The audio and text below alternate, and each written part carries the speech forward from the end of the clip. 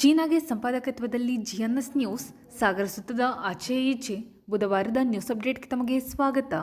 ಅಂಶಗಳು: ರೈತ ಸಂಘದಿಂದ ಕಾರ್ಪೊರೇಟ್ ಕಂಪನಿಗಳೇ ಭಾರತ ಬಿಟ್ಟು ತೊಲಗಿ ವಿನೂತನ ಪ್ರತಿಭಟನೆ. ಬಹುರಾಷ್ಟ್ರೀಯ ಕಂಪನಿ ಮತ್ತು ರಾಜಕೀಯ ಪಕ್ಷಗಳ ರೈತ ವಂಚನೆ ವಿರುದ್ಧ ಶಿವಾನಂದ ಕುಗ್ವೆ, ವಸಂತಕುಮಾರ್ ದೂಗೂರು ಆಕ್ರೋಶ. ನಾಗರಿಕ ಸೌಲಭ್ಯ ವಂಚಿತ ಉರುಳುಗಲ್ಲು ಗ್ರಾಮಕ್ಕೆ ಮೂಲ ಸೌಕರ್ಯಕ್ಕೆ ಒತ್ತಾಯಿಸಿ ನಾಳೆ ರೈತ ಸಂಘದಿಂದ ಅಹೋರಾತ್ರಿ ಧರಣಿ.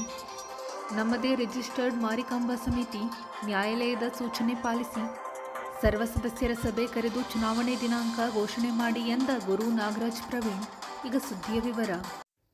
ಕಾರ್ಪೊರೇಟ್ ಕಂಪನಿಗಳೇ ದೇಶ ಬಿಟ್ಟು ತೊಲಗಿ, ಬಹುರಾಷ್ಟ್ರೀಯ ಕಂಪನಿಗಳೇ ಭಾರತ ಬಿಟ್ಟು ಹೋಗಿ ಎಂಬ ಘೋಷವಾಕ್ಯದೊಂದಿಗೆ ಬುಧವಾರ ಕರ್ನಾಟಕ ರಾಜ್ಯ ರೈತ ಸಂಘ, ಸಂಯುಕ್ತ ಹೋರಾಟ ಕರ್ನಾಟಕ ಮತ್ತು ರೈತ ಕಾರ್ಮಿಕ ದಲಿತ ಸಂಘಟನೆಗಳ ಒಕ್ಕೂಟದಿಂದ ಉಪವಿಭಾಗಾಧಿಕಾರಿಗಳ ಕಚೇರಿ ಎದುರು ಪ್ರತಿಭಟನೆ ನಡೆಸಿ ಮನವಿ ಸಲ್ಲಿಸಲಾಯಿತು. ಪ್ರತಿಭಟನೆ ಉದ್ದೇಶಿಸಿ ರೈತ ಸಂಘದ ರಾಜ್ಯ ಉಪಾಧ್ಯಕ್ಷ ಶಿವಾನಂದ ಕುಗ್ವೆ, ರೈತ ಸಂಘದ ರಾಜ್ಯ ಪ್ರಧಾನ ಕಾರ್ಯದರ್ಶಿ ಎನ್.ಡಿ. ವಸಂತಕುಮಾರ್, ದಲಿತ ಸಂಘರ್ಷ ಸಮಿತಿಯ ಜಿಲ್ಲಾ ಸಂಘಟನಾ ಸಂಚಾಲಕ ಪರಮೇಶ್ವರ್ ದೂಗೂರು ಮಾತನಾಡಿದರು. ಪ್ರತಿಭಟನೆಯಲ್ಲಿ ನಾಗರಾಜ್, ಸುರೇಶ್ ಅಂಗಡಿ, ಮೋಹನ್ ಮೂರ್ತಿ, ದ್ಯಾವಪ್ಪ ಕೆಳದಿ, ಕೆ.ಟಿ. ರಮೇಶ್ ಐಗಿನಬೈಲು, ಶಿವಪ್ಪ, ಅಣ್ಣಪ್ಪ, ಚೌಡಪ್ಪ ಇನ್ನಿತರರು ಹಾಜರಿದ್ದರು. ದೇಶದ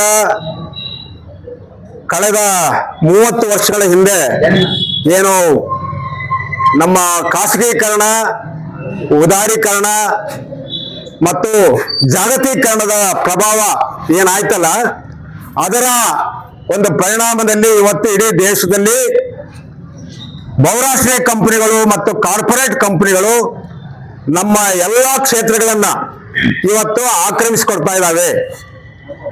ಇದನ್ನ ಕರ್ನಾಟಕ ರಾಜ್ಯ ರೈತ ಸಂಘದ ಅವತ್ತಿನ ನಮ್ಮ ಅಧ್ಯಕ್ಷರುಗಳಾದಂತ ಪ್ರೊಫೆಸರ್ ನಂಜುಂಡಸ್ವಾಮಿ ಅವರು ಅವತ್ತೇ ಎಚ್ಚರಿಸಿದ್ರು. ನಾವು ಗ್ಯಾಟ್ ಒಪ್ಪಂದ ಏನಿದೆ ಇವತ್ತು ಜಾಗತಿಕ ಮಟ್ಟದಲ್ಲಿ ಇರ್ತಕ್ಕಂಥ ವ್ಯಾಪಾರಿ ಸಂಘಟನೆ ವರ್ಲ್ಡ್ ಟ್ರೇಡ್ ಆರ್ಗನೈಸೇಷನ್ ಇದೆಯಲ್ಲ, ಅದರ ಸಂಬಂಧ ನಮಗೆ ಬೇಡ, ಅದ್ರ ಜೊತೆಗೆ ನಮ್ಮ ಭಾರತ ದೇಶ ಅದನ್ನ ಹೊರತುಪಡಿಸಿ ನಾವು ಅದನ್ನ ಬಹಿಷ್ಕರಿಸಬೇಕು ಅಂತ ಕೂಡ ಅವತ್ತು ಕರೆ ಕೊಟ್ಟಿದ್ರು. ಆದ್ರೆ ಅವತ್ತಿನ ಸರ್ಕಾರ, ಬಹುಶಃ ಪಿ ನರಸಿಂಹರಾವ್ ಅವರು ಪ್ರಧಾನಿ ಆಗಿದ್ರು ಅವತ್ತು, ಆ ಗ್ಯಾಟ್ ಒಪ್ಪಂದಕ್ಕೆ ಅವರು ಸಹಿ ಮಾಡಿ ಬಂದ್ರು ಜಿನೇವಾದಲ್ಲಿ ನಡೆಯುವಂತ ಇದರಲ್ಲಿ. ಅದರ ನಂತರ ಏನಾಗಿದೆ ಅಂದ್ರೆ ಪ್ರತಿ ಹೆಜ್ಜೆಯಲ್ಲಿ ಪ್ರತಿ ಕ್ಷೇತ್ರಗಳಲ್ಲಿ ಇವತ್ತು ಬಹುರಾಷ್ಟ್ರೀಯ ಕಂಪನಿಗಳು, ವಿದೇಶಿ ಕಂಪನಿಗಳು, ಕಾರ್ಪೊರೇಟ್ ಕಂಪನಿಗಳು ಎಲ್ಲ ಕ್ಷೇತ್ರಗಳನ್ನು ಆಕ್ರಮಿಸಿಕೊಳ್ತಾ ಇದ್ದಾವೆ. ಕೃಷಿ ಕ್ಷೇತ್ರವನ್ನ ಆಕ್ರಮಿಸಿಕೊಳ್ತಾ ಇದ್ದಾವೆ, ಶಿಕ್ಷಣ ಕ್ಷೇತ್ರವನ್ನು ಆಕ್ರಮಿಸಿಕೊಳ್ತಾ ಇದ್ದಾವೆ, ವಿದ್ಯುತ್ ಕ್ಷೇತ್ರವನ್ನು ಆಕ್ರಮಿಸಿಕೊಂಡು ಇವತ್ತು ಎಲ್ಲ ಖಾಸಗೀಕರಣ ಮಾಡಲಿಕ್ಕೆ ಹೊರಟಿದ್ದಾವೆ. ಈ ಖಾಸಗೀಕರಣದ ದುಷ್ಪರಿಣಾಮ ಏನಾಗಿದೆ ಅಂದ್ರೆ ಇವತ್ತು ಎಲ್ಲ ಸಾರ್ವಜನಿಕ ಸಂಸ್ಥೆಗಳೇನಿವೆ, ಇವತ್ತು ಸರ್ಕಾರಿ ಸಂಸ್ಥೆಗಳು ಎಲ್ಲ ಕಾರ್ಪೊರೇಟ್ ಅವರ ಕೈಗಳಿಗೆ, ಟಾಟಾ ಬಿರ್ಲಾ ಅವರ ಕೈಗಳಿಗೆ, ಅಂಬಾನಿ ಅದಾನಿ ಅವರ ಹಿಡಿತಕ್ಕೆ ಇವತ್ತು ಇಡೀ ನಮ್ಮ ಕೇಂದ್ರ ರಾಜ್ಯ ಸರ್ಕಾರಗಳು ಕೊಡ್ತಾ ಇದ್ದಾವೆ. ಅದರಿಂದ ಲಕ್ಷಾಂತರ ಜನ ಕಾರ್ಮಿಕರು ನಿರುದ್ಯೋಗಿಗಳಾಗಿದ್ದಾರೆ. ಎಲ್ಲ ಇವತ್ತು ಬೀದಿ ಪಾಲಾಗಿದ್ದಾರೆ. BSNL ಅಂತ ಒಂದು ಸಂಸ್ಥೆ ಹೋಯ್ತು, ಇವತ್ತು ಏರೋ ಇಂಡಿಯಾ ಅಂತ ಒಂದು ದೊಡ್ಡ ಕಂಪನಿ ಇವತ್ತು ಖಾಸಗಿಯವರ ಪಾಲಾಗಿದೆ. ರೈಲ್ವೆ ಕೂಡ ಖಾಸಗೀಕರಣ ಆಗಿದೆ. ಎಲ್ಲ ನಿರುದ್ಯೋಗಿಗಳು ಇವತ್ತು ಆಗಿದ್ದಾರೆ. ನಮ್ಮಲ್ಲಿ ಕಾರ್ಮಿಕರು, ಬಡವರು ಎಲ್ಲರೂ ಕೂಡ ಆಗ್ತಾ ಇದ್ದಾರೆ. ಆಮೇಲೆ ಕೃಷಿ ಕ್ಷೇತ್ರ, ಬಹುರಾಷ್ಟ್ರೀಯ ಕಂಪನಿಗಳು ಮತ್ತು ಕಾರ್ಪೊರೇಟ್ ಸಂಸ್ಥೆಗಳು ದೇಶ ಬಿಟ್ಟು ತೊಲಗಿ ಅಂತಕ್ಕಂಥ ಘೋಷಣೆ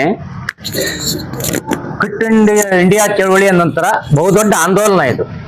ಯಾಕೆ ಅಂತ ಹೇಳಿದ್ರೆ, ಒಂದು ಈಸ್ಟ್ ಇಂಡಿಯಾ ಕಂಪನಿಯನ್ನ ಈ ದೇಶದಿಂದ ಹೊರದಬ್ಬಬೇಕಾದ್ರೆ 300 ವರ್ಷ ಬೇಕಾಗಿತ್ತು. ನಮ್ಮವ್ರ ಕೈನಲ್ಲೇ ಬಂದೂಕು ಕೊಟ್ಟು ನಮ್ಮವ್ರನ್ನೇ ಗುಂಡು ಹೊಡಿತಾ ಇದ್ರು ಅವರು ಬ್ರಿಟಿಷರು. ಅಂದ್ರೆ ಒಂದು ಈಸ್ಟ್ ಇಂಡಿಯಾ ಕಂಪನಿ ಅಂತ ಇವತ್ತು 100 ಕಂಪನಿಗಳು ಬಂದಿದ್ದಾವೆ. ಅದರ ಜೊತೆಗೆ ನಮ್ಮಲ್ಲೇ ಹುಟ್ಕೊಂಡಿರ್ತಕ್ಕಂಥ ಕಾರ್ಪೊರೇಟ್ ಅಂಬಾನಿ ಅದಾನಿ ಅಂತ ಕಂಪನಿಗಳು ಇವತ್ತು ರೈತರು, ದಲಿತರು, ಕಾರ್ಮಿಕರು, ಸಾಮಾನ್ಯ ಜನರ ಬದುಕು ಎಷ್ಟೊಂದು ಅಸಹನೀಯವಾಗಿದೆ ಅಂತ ಹೇಳಿದ್ರೆ ಅದನ್ನು ನಿರೀಕ್ಷೆ ಮಾಡ್ಲಿಕ್ಕೆ ಸಾಧ್ಯ ಇಲ್ಲ. ಆ ಮಟ್ಟಕ್ಕೆ ನಡೀತಾ ಇದೆ.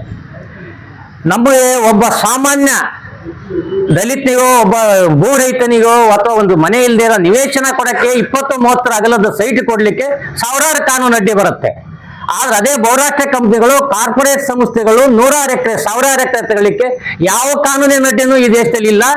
ಇಲ್ಲಿ ಬರ್ತಕ್ಕಂಥ ಕಾಂಗ್ರೆಸ್ ಇರ್ಬೋದು, BJP ಇರ್ಬೋದು, ದಳ ಇರ್ಬೋದು, ಪಕ್ಷಗಳಷ್ಟೇ ಅವು. ಎಲ್ಲ ಲೂಟಿಕೋರರು ಅವ್ರ ಜೊತೆಗೆ ಶಾಮೀಲಾಗಿರೋರು. ಬಹುರಾಷ್ಟ್ರ ಕಂಪನಿಗಳಿಗೆ ಬೇಕಾಬಿಟ್ಟಿಯಾಗಿ ಭೂಮಿ ಹಂಚತಕ್ಕಂಥದ್ದಾಗ್ಲಿ, ಬೇಕಾಬಿಟ್ಟಿಯಾಗಿ ಎಲ್ಲ ಸವಲತ್ತು ಕೊಡ್ತಾರೆ. ಮೊದಲೇ ನಮ್ಮ 70-80 ವರ್ಷದಿಂದ ಮುಳುಗಡೆ ಆದಂತ ರೈತರಿಗೆ ಇನ್ನು ಭೂಮಿ ಕೊಡಕ್ಕಾಗಿಲ್ಲ. ಏನೋ ಜೀವನೋಪಾಯ ಮಾಡಿರ್ತಕ್ಕಂಥ ಬಡವರ್ಕಂ ರೈತರಿಗೆ ಭೂಮಿ ಕೊಡಕ್ಕಾಗಿಲ್ಲ. ಅಥವಾ ಅರಣ್ಯ ಹಕ್ಕು ಕಾಯ್ದೆ ಮೂಲಕ ಒಂದು ಅರ್ಧ ಎಕರೆ 1 ಎಕರೆ ಮಾಡ್ತಕ್ಕಂಥ ರೈತರಿಗೆ ಭೂಮಿ ಕೊಡಕ್ಕಾಗಿಲ್ಲ. ಆದ್ರೆ ಬಹುರಾಷ್ಟ್ರ ಕಂಪನಿಗಳಿಗೆ, ಕಾರ್ಪೊರೇಟ್ ಸಂಸ್ಥೆಗಳಿಗೆ ಸಾವಿರಾರು ಎಕರೆಯನ್ನ ಏನೋ ಎಂ ಬಿ ಪಾಟೀಲ್ ಹೇಳ್ತಾ ಇದ್ನಲ್ಲ, ಎಷ್ಟೋ 1 ರೂಪಾಯಿ ಆಂಧ್ರದವ್ರು ಕೊಡ್ತೀವಿ, ನಾವು 8 ಆಣೆ ಕೊಡ್ತೀವಿ 1 ಎಕರೆಗೆ ಅಂತ. ನಾಚಿಕೇಡಾಗ್ಬೇಕು ಇವರಿಗೆ. ಅವರು ಬಂದ ನಂತರ ಅನೇಕ ಕಾಯ್ದೆಗಳನ್ನ ತಿದ್ದುಪಡಿಯನ್ನ ಮಾಡಿದರು. ಅದು ರೈತ ವಿರೋಧಿ ಕಾಯ್ದೆ, ದಲಿತ ವಿರೋಧಿ ಕಾಯ್ದೆ ಮತ್ತು ಹಿಂದುಳಿದ ವರ್ಗಗಳ ಕಾರ್ಮಿಕರ ವಿರೋಧಿ ಕಾಯ್ದೆಗಳನ್ನ ಈ ರೀತಿ ತಿದ್ದುಪಡಿ ಮಾಡಲಿಕ್ಕೆ ಹೊರಟಿದ್ದಾರೆ. ಇವತ್ತು ಭೂಮಿ ಇಲ್ದೇನೆ ಅನೇಕ ಕುಟುಂಬಗಳು ಇವತ್ತಿನ ದೇಶದಲ್ಲಿ ಇದ್ದಾರೆ. ಅಂಥವರಿಗೆ ಭೂಮಿ ಸಿಗದೇನೆ ಇವತ್ತು ವಂಚಿತರಾಗಿದ್ದಾರೆ. ಇವತ್ತು ಭೂಮಿ ಇಲ್ದೇನೆ ಬೇರೆ ಬೇರೆ ಬಾಡಿಗೆ ಮನೆಗಳಿದ್ದಾರೆ, ಬಾಡಿಗೆ ಮನೆಯಲ್ಲಿ ವಾಸವಾಗಿದ್ದಾರೆ. ಕಾರ್ಮಿಕರು ಸರಿಯಾದ ರೀತಿಯಲ್ಲಿ ಕೂಲಿ ಇಲ್ದೇನೆ ಒದ್ದಾಡ್ತಾ ಇದ್ದಾರೆ. ಹಿಂದುಳಿದ ವರ್ಗದವರು ಸರಿಯಾದ ರೀತಿಯಲ್ಲಿ ಅವರಿಗೆ ಯಾವುದೇ ರೀತಿಯ ಬೆಂಬಲ ಬೆಲೆ, ಕೃಷಿಗೆ ಬೆಂಬಲ ಬೆಲೆ ಸಿಗ್ತಾ ಇಲ್ಲ. ಈ ರೀತಿ ಎಲ್ಲ ಸಮಸ್ಯೆಗಳು ಇವತ್ತು ದೇಶದಲ್ಲಿ ಆಗ್ತಾ ಇದೆ.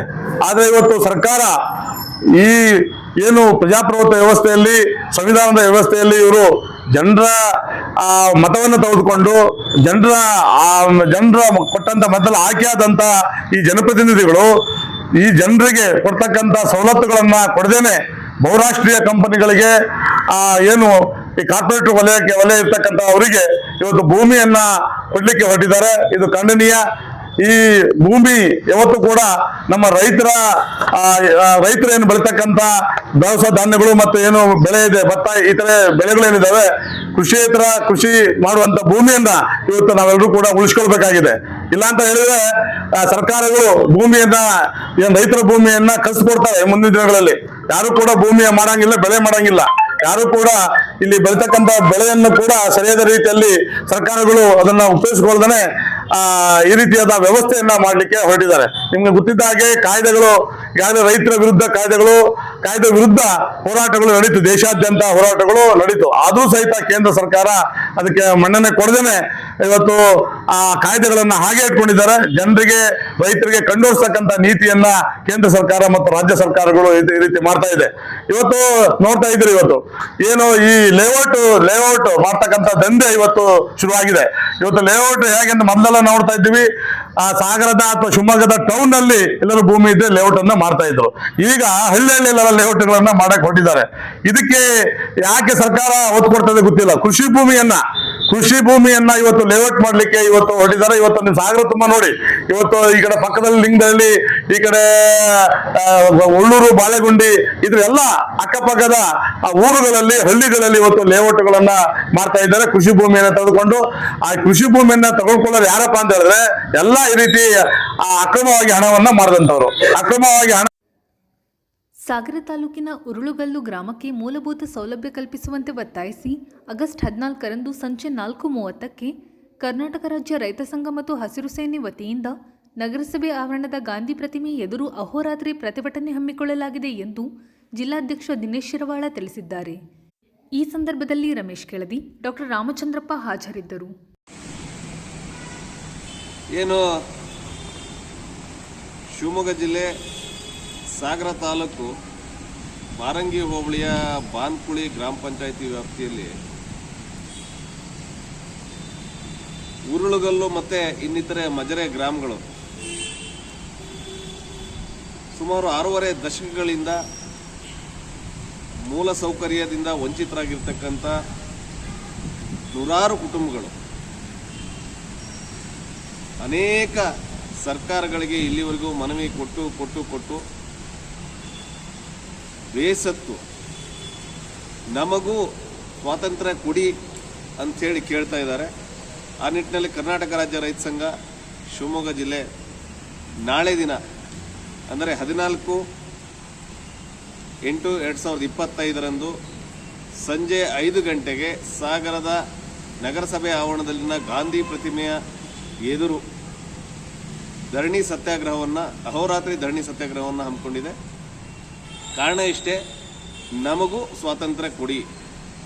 ಮೂಲ ಸೌಕರ್ಯಗಳಾದ ರಸ್ತೆ, ವಿದ್ಯುತ್, ಚರಂಡಿ, ನೀರು, ಶಾಲೆ ನೆಟ್ವರ್ಕ್ ಏನೂ ಇಲ್ಲದೆ ಇವತ್ತು ಆದಿವಾಸಿಗಳಿಗಿಂತನೂ ಕೀಳಾಗಿ ಬದುಕ್ತಾ ಇರ್ತಕ್ಕಂಥ ನಮ್ಮವರಿಗೂ ಸ್ವಾತಂತ್ರ್ಯ ಕೊಡಿ ಎನ್ನುವ ಹೋರಾಟವನ್ನು ನಾಳೆ ದಿನ ಆರಂಭಿಸ್ತಾ ಇದ್ದೇವೆ. ಎಲ್ಲರೂ ಕೂಡ ಈ ಹೋರಾಟದಲ್ಲಿ ಭಾಗವಹಿಸಿ ಈ ತಮ್ಮ ಅಭಿಪ್ರಾಯಗಳನ್ನ ದಾಖಲಿಸಬೇಕು. ಮತ್ತು ನಮ್ಮವರಿಗೆ ಈ ನಾಡಿನ ವಿದ್ಯುತ್ ಯೋಜನೆಗಾಗಿ ಭೂಮಿ ತ್ಯಾಗ ಮಾಡಿರ್ತಕ್ಕಂಥ ನಮ್ಮವರಿಗೆ ಸರ್ಕಾರಗಳು ಇಲ್ಲಿವರೆಗೂ ಮಾಡಿರ್ತಕ್ಕಂಥ ಮೋಸವನ್ನು ನಾವು ಸಮಾಜಕ್ಕೆ ತಿಳಿಸಲೇಬೇಕು. ಆ ನಿಟ್ಟಿನಲ್ಲಿ ನಾಳೆ ಸಂಜೆ 5 ಗಂಟೆಗೆ ನಾವು ಸೇರ್ತಾ ಇದ್ದೇವೆ. ನೀವು ಬನ್ನಿ. ನಿಮ್ಮ ಸಾಗರ ಮಾರಿಕಾಂಬಾ ಸಮಿತಿ ನ್ಯಾಯಾಲಯ ನಿಗದಿಪಡಿಸಿದ ದಿನಾಂಕದೊಳಗೆ ಸರ್ವ ಸದಸ್ಯರ ಸಭೆ ಕರೆದು ಚುನಾವಣೆ ದಿನ ಘೋಷಣೆ ಮಾಡಬೇಕು ಎಂದು ಮಾರಿಕಾಂಬಾ ವ್ಯವಸ್ಥಾಪಕ ಸಮಿತಿ ಅಧ್ಯಕ್ಷ ಡಿಶ್ಗುರು ಒತ್ತಾಯಿಸಿದ್ದಾರೆ. ಬುಧವಾರ ಸುದ್ದಿಗೋಷ್ಠಿಯಲ್ಲಿ ಅವರು ಮಾತನಾಡುತ್ತಿದ್ದರು. ಸಮಿತಿ ಅಧ್ಯಕ್ಷ ಎಂ ನಾಗರಾಜ್, ಸಮಿತಿಯ ನ್ಯಾಯವಾದಿ ಕೆವಿ ಪ್ರವೀಣ್ ಮಾತನಾಡಿದರು. ಗೋಷ್ಠಿಯಲ್ಲಿ ಕೆ ಸಿದ್ದಪ್ಪ, ಪ್ರಶಾಂತ್, ಗೋಪಾಲ್ ಎಂ, ಕೇಶವ್ ಕಾಮತ್, ನಾರಾಯಣಪ್ಪ ಇನ್ನಿತರರು ಹಾಜರಿದ್ದರು. ಅಂದ್ರೆ ಇವ್ರು ನಮ್ಮ ಹತ್ರ ಯಾವಾಗ್ಲೂ ಈ ಹಳೆ ಸಮಿತಿಯವ್ರು ಹೇಳ್ತಾ ಇದ್ರು, ನಮ್ದು ರಿಜಿಸ್ಟರ್ ಆಗಕ್ ಬರೋದಿಲ್ಲ, ಕೋರ್ಟಲ್ಲಿ ಇದೆ ಅಂತ. ಅದನ್ನೇ ನಾವು ಇಟ್ಕೊಂಡು ಹೋದಾಗ DC ಹತ್ರ ಹೇಳಿದಾಗ DC ನಮ್ಗೆ ಅದನ್ನ ಅವರಿಗೆ ರಿಜಿಸ್ಟರ್ಗೆ ಫೋನ್ ಮಾಡಿ ಕೇಳಿದಾಗ ಇಲ್ಲ ಅದಕ್ಕೆ ಸಂಬಂಧನೇ ಇಲ್ಲ, ಇದು ಆಗ್ತದೆ ಅನ್ನೋದು ದೃಷ್ಟಿಯಿಂದ ನಾವು ಮಾಡಿದ್ವಿ. ಇದು ಉದ್ದೇಶ ಅಂದ್ರೆ ಈ ಸಮಿತಿಗೆ ಈಗಾದ್ರೂ ಎಚ್ಚರ ಆಗ್ಲಿ. ಈಗ ನಾವು ಮಾಡಿದ್ಮೇಲೆ ಇಡೀ ಇದನ್ನ ನಮಗೆ ವಹಿಸ್ಕೊಡೋಂತ ಪರಿಸ್ಥಿತಿಗೆ ಬಂದಿತ್ತು. ನಾವು ಆ ಲೆವೆಲಿಗೆ ಹೋಗ್ಲಿಲ್ಲ. ಹೋರಾಟ ಮಾಡಿ ನಾವೇನಾದ್ರೂ ಫೈಟ್ ಮಾಡಿ ಈ ರಸ್ತೆಗಿಳಿದಿ ಹೋರಾಟ ಮಾಡಿ ಜನನ್ ಸೇರಿಸಿ ಹೋಗಿದ್ರೆ ಇವರನ್ನ ನಾವು ಅಲ್ಲಿಂದ ಇಳಿಸಿ ನಾವು ಇಡೀ ಅದನ್ನ ಅಷ್ಟನ್ನು ಹೋಲ್ಡಿಂಗ್ ತಗೊಳ್ಳೋಷ್ಟು ನಮ್ಗೆ ಆದೇಶ ಕೊಟ್ಟಿತ್ತು. ಆದ್ರೆ ಇದು ನಾಳೆ ಎಲ್ಲಿಗೆ ಹೋಗ್ಬಿಡ್ತದೆ ಅಂದ್ರೆ ಈ ಹೋರಾಟ ಗಲಾಟೆಗಳು ನಾಳೆ ಯಾವ್ದೋ ಬೇರೆ ದಾರಿ ತಪ್ಪಿ ಮತ್ತೆ ಮುಜರಾಯಿಗೆ ತಗೊಬಂದು ಕೂರ್ಸಂತದ್ದು ಕೆಲವ್ರ ಮನಸ್ಸಲ್ಲಿದೆ. ಇದು ಮುಜರಾಯಿ ಕೊಟ್ಬಿಡೋಣ, ಮುಜರಾಯಿಗೆ ಹೋಗ್ಬಿಡ್ಲಿ ಅನ್ನೋದು. ಅದು ಆಗ್ಬಾರ್ದು ಅನ್ನೋ ದೃಷ್ಟಿಯಿಂದ ನಾವು ಒಂದು ರೀತಿಯಲ್ಲಿ ದೇವಸ್ಥಾನದ ಒಂದು ಹಿತ ರಕ್ಷಣೆಯಿಂದನೂ ಕೂಡ ನಾವು ಎಲ್ಲ ಯೋಚನೆ ಮಾಡಿ ಈ ಸಮಿತಿಯವರು ಕೂಡ ಈಗ ಒಂದು ಹಂತಕ್ಕೆ ಬಂದಿದ್ದಾರೆ. ಈಗ ಎಲ್ಲದಕ್ಕೂ ಒಂದು ತೀರ್ಮಾನಕ್ಕೆ ಅವರು ಬಂದಿದ್ದಾರೆ. ಈಗ ಹಿಂದೆಲ್ಲ ಏನಾಗ್ತಿತ್ತು ಅಂದ್ಕೊಳ್ಳಿ, ಅದೇ ಮೀಟಿಂಗ್ ಕರೆಯೋದು, ಒಳ ಒಪ್ಪಂದ ಮಾಡ್ಕೊಂಡು ಯಾರ್ದೋ ಜೊತೆಗೆ ಸೇರ್ಕೊಳ್ಳೋದು, ಮತ್ತೆ ಅವ್ರನ್ನ ಸೇರ್ಕೊಂಡು ಅದ್ರ ಜೊತೆಗೆ ಮತ್ತೆ ಅದೇ ಕೆಲಸಗಳು ನಡೀತಾ ಇತ್ತು. ಈಗ ಒಂದು ಹಂತಕ್ಕೆ ಬಂದು ಎಲ್ಲ ಅವರಿಗೂ ಮನವರಿಕೆ ಆಯ್ತು. ಇನ್ನು ಜನಗಳ ದೃಷ್ಟಿಯಿಂದನೂ ಮತ್ತೆ ನಾವು ಕೆಟ್ಟವರಾಗೋದು ಬೇಡ, ಎಲ್ಲದೂ ಇದಾಗೋದು ಒಂದು ವ್ಯವಸ್ಥೆ ತರೋಣ ಅಂದ್ರೆ ಅವರಿಗೂ ಒಂದು ರಿಜಿಸ್ಟರ್ ಮಾಡ್ಬೇಕು ಅನ್ನೋದು ತಲೆಗೆ ಬಂದಿರೋದ್ರಿಂದ ಈಗ ಎಲ್ಲರೂ ಸೇರಿ ಮಾಡಿದ್ದಾರೆ, ಎಲ್ಲರೂ ಒಪ್ಪಿಗೆ ಕೊಟ್ಟಿದ್ದಾರೆ. ಈಗ ನಾವು ಕೇಳಿದಾಗ ಇರ್ಬೋದು, ಈಗ 3 ನಾವು ಹೋರಾಟ ಸಮಿತಿಗಳು ಸೇರ್ಬಿಟ್ಟು ಒಮ್ಮತದಿಂದ ಈಗ ನೆಕ್ಸ್ಟ್ ಇದಕ್ಕೆ ಒಪ್ಪಿಗೆಯನ್ನ ನಾವು ಎಲ್ಲರೂ ಕೊಟ್ಟಿದ್ದೀವಿ ಮಾಡ್ಬೇಕು ಅನ್ನೋ. ಅದಕ್ಕೆ ಕಾರಣ ಅಂದ್ರೆ ಈ ನಮ್ಮ ಇಲ್ಲಿರ್ತಕ್ಕಂಥ ವಕೀಲರುಗಳು ಎಲ್ಲರೂ ಈಗ ಅವರು ಬಂದಿರ್ತಕ್ಕಂಥ ಇಲ್ಲಿ ಒಂದು 4 ಜನ 5 ಜನ ಬೇರಾಗಿದ್ರು, ಅವ್ರು ಎಲ್ಲರೂ ಸೇರಿದ್ರು. ಎಲ್ಲರೂ ಸೇರಿದಾಗ ಇಲ್ಲ ನಮ್ಮ ಸಾಗರ ಇತಿಹಾಸ ಇರ್ತಕ್ಕಂಥ ಒಂದು ಮಾರಿಕಾಂಬಾ ದೇವಸ್ಥಾನಕ್ಕೆ ಮತ್ತೆ ಈ ತೊಡಕುಗಳಾಗಬಾರ್ದು ಅನ್ನೋ ದೃಷ್ಟಿಯಿಂದ ಬರ್ಲಿ, ಯಾರು ಬೇಕಾದ್ರೂ ನಿಲ್ಬೋದು. 480 ಜನ ಇದ್ದಾರೆ.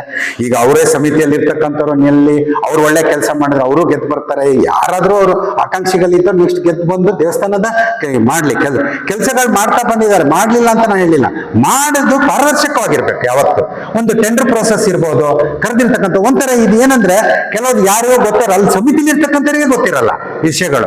ಇವ್ರು ಕೆಲವರೇ ಒಂದು 4-5 ಜನರ ಹಿಡಿತದಲ್ಲಿ ಇರ್ತಕ್ಕಂಥದ್ದು ಇತ್ತದು. ಅದು ಆಗ್ಬಾರ್ದು ಅಂತಲ್ಲ, ಅವರಿಗೂ ಕೆಲವರಿಗೆ ಮಂದಟ್ಟಾಗಿದೆ. ಅಲ್ಲಿ ಮಾತಾಡ್ಲಿಲ್ಲ ಅಂತ ಹೇಳಿದ್ರೆ ಇಡೀ ಸಮಿತಿಯಲ್ಲಿ ಇರ್ತಕ್ಕಂಥ ಕೆಲವರು ಅದನ್ನ ಹೊರಗಡೆ ಹೇಳ್ತಿದ್ರು ಬಿಟ್ರೆ ಎದುರಿಸುವಂತ ಶಕ್ತಿ ಅವರಿಗೂ ಇರ್ಲಿಲ್ಲ.